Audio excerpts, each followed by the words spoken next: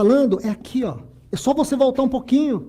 Ele está dizendo justamente isso. Sabe por quê? Aí nós vamos buscar textos. Vamos buscar textos.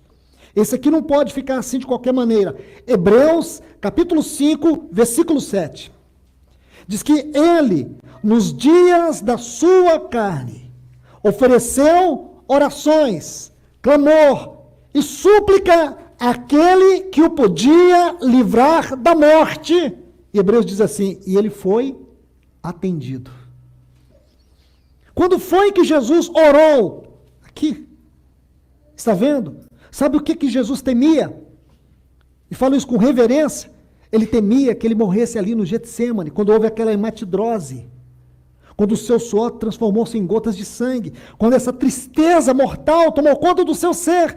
Ele orou, foi para que ele não morresse no Getsemane.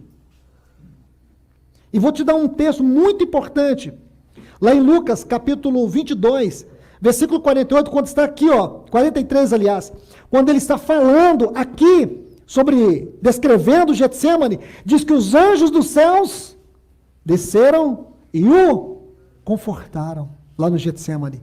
Como disse o escritor aos Hebreus, o Pai ouviu a sua oração e enviou socorro, para que ele não morresse ali mesmo no Getsemane. Sabe por quê? Porque a sua obsessão era a cruz.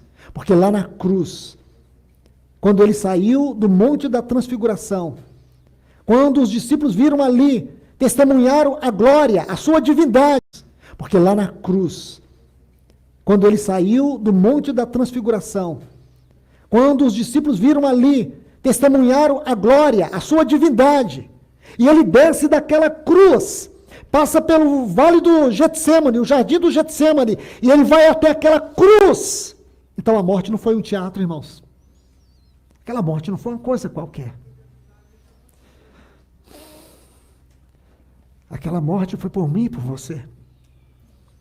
Aquela morte, como diz Paulo escrevendo aos Colossenses, ele rasgou o escrito de dívida que era contra nós. Como diz Isaías, eu não sei como posso explicar isso para vocês, quando Isaías diz que agradou ao Pai esmagá-lo, moê-lo.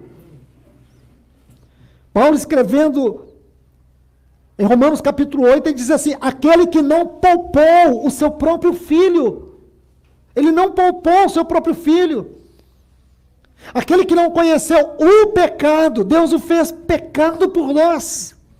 Então você tem ideia da altura, largura, comprimento, profundidade da justificação, o que ele passou naquela cruz por você, para você hoje se aceitar um cristão medíocre, colocar em dúvida o perdão dos pecados. Ele não nos deu um perdão para o final de semana, ele nos deu um perdão para toda a eternidade.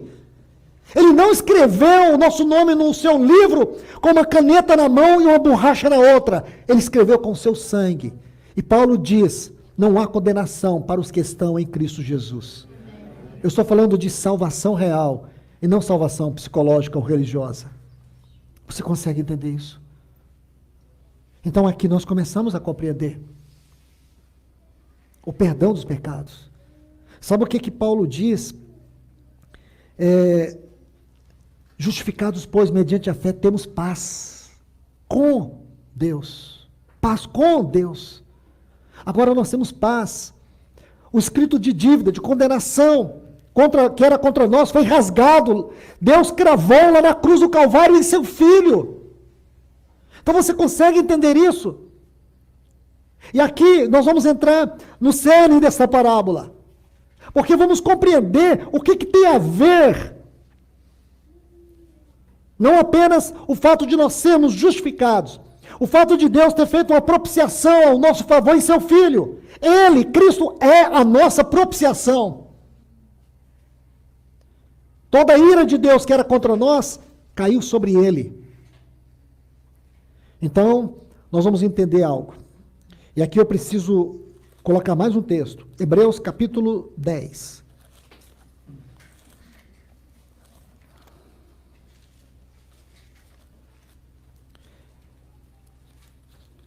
Hebreus capítulo 10, no versículo 17 diz assim, Nunca mais me lembrarei de seus pecados e iniquidades. Nunca. Nunca. Deus esquece, irmãos? Claro que não. Então, como ele não é capaz de lembrar dos nossos pecados? É porque nós fomos cobertos pelo sangue de Cristo Jesus. Quando Deus olha para nós, ele vê o sangue. Entende? Aquilo que está lá em Êxodo capítulo 12, quando Deus fala para Moisés que cada família de Israel deveria sacrificar um cordeiro de 1 ano sem mácula e pegar o sangue do cordeiro e colocar nos umbrais da porta das suas casas. E ele diz que quando ele, o anjo da morte, viesse sobre a terra de Gozém, onde estava o povo de Israel, e de fato, se você ler o texto com muito cuidado, vai dizer ali que todos os primogênitos da terra do Egito foram mortos.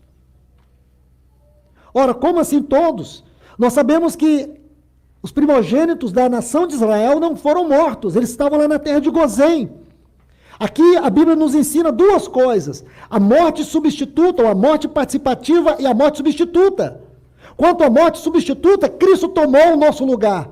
Quanto à morte participativa, nós morremos com ele. Significa que todos os nossos pecados ficaram para trás.